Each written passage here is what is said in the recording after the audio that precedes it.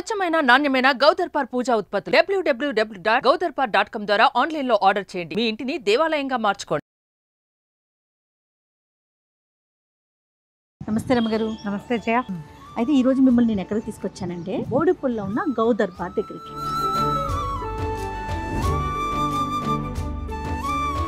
పూజకి సంబంధించిన అన్ని సామాన్లు కూడా ఇక్కడ తయారు చేస్తున్నారు.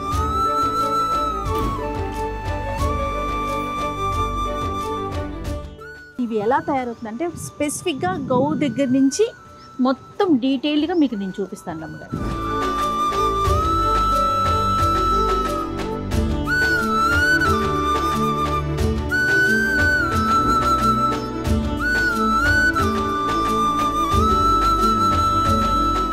రమ్మగారు, మనము గౌదర్బార్ యూనిట్ లో ఉన్నాం కదా, అగరబత్తులు ఇక్కడ మ్యానుఫ్యాక్చరింగ్ జరుగుతూ ఉంది రమ్మగారు.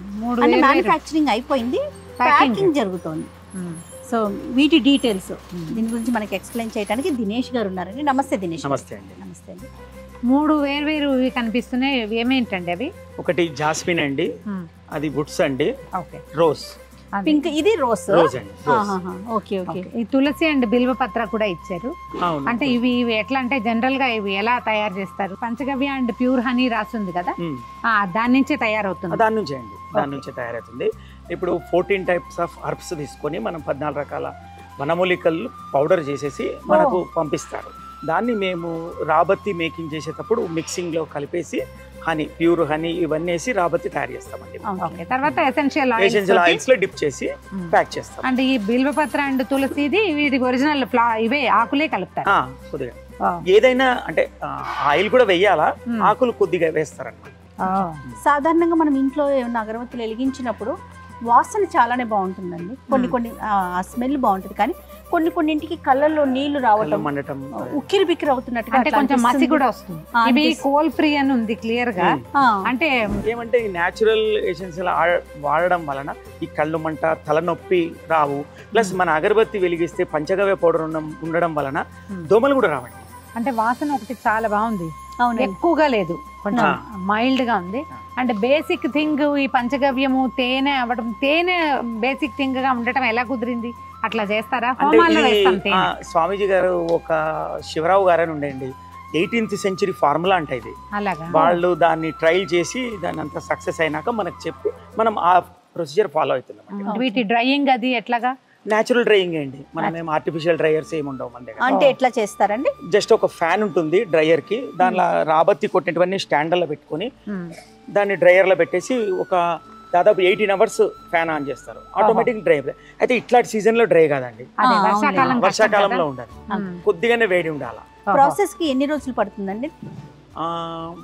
ఒక అగరబత్తి మొత్తం ప్రాసెస్ మొదటి నుంచి చివరి దాకా, అంటే పౌడర్ సేకరించడం దగ్గర నుంచి మా ఇంటికి చేరేదాకా మీ ఇంటి దాదాపు 3 to 4 months పడుతుందండి. అబ్బో, 3 నుంచి 4 నెలలు ఖచ్చితంగా. ఏమిటా పొడి అంతా డ్రై అవ్వడానికి, ఈ పర్ఫ్యూమ్ అనేది ఆ మగ్గ పెడతాం, మళ్ళా దాన్ని ప్రొసీజర్ ప్రకారం బ్లెండింగ్ చేయడము.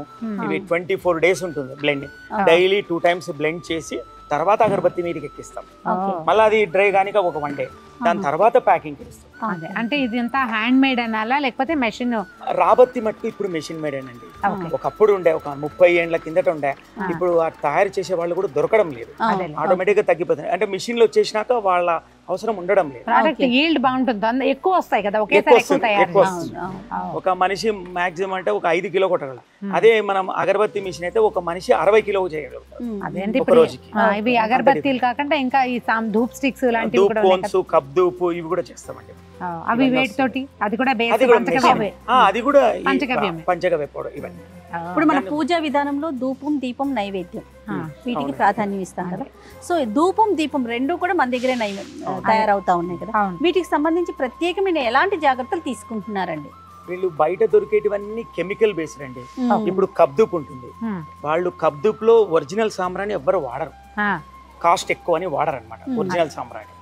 వాళ్ళంతా ఈ రాలం పౌడర్ వేసేస్తారు, అది పొగ వస్తుంది, మంచి పొగ వస్తుంది రాలం పౌడర్, కానీ అది కబ్దూప్ అంటారు వాళ్ళు. కాదు, మన దాంట్లో ఉంటుందండి. ఇంకా జనరల్ గా మంచిది కెమికల్స్ కాదు హెల్త్ కి మంచిది అంతేనా కాదు, రమణ? ఆటోమేటిక్ గా హెల్త్ కి మంచిది కాదు, ఓకే ఓకే కండ్లు కూడా మండుతాయి.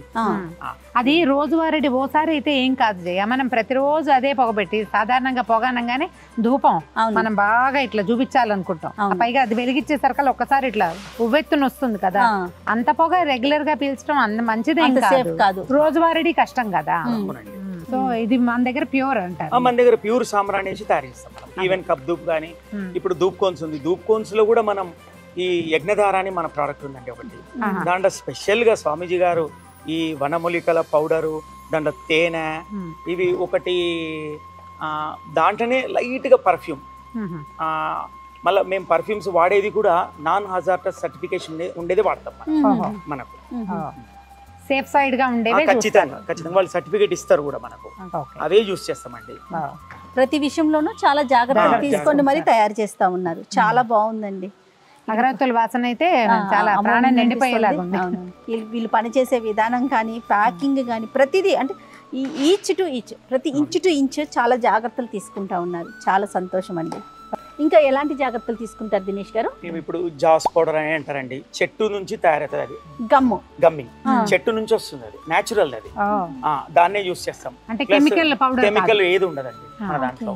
అని ప్రతిదీ మనం చెక్ చేసి పర్చేస్ చేసినప్పుడు కూడా చాలా జాగ్రత్తలు తీసుకొని పర్చేస్ చేసి దాన్ని ఒకసారి మనం ట్రయల్ చూసినాకనే మనం ప్రోడక్ట్ ఇస్తాం. అంటే ఈ పుల్లలు అవి కూడా మీరు అడవుల నుంచి సేకరించేవి? అంతేనండి.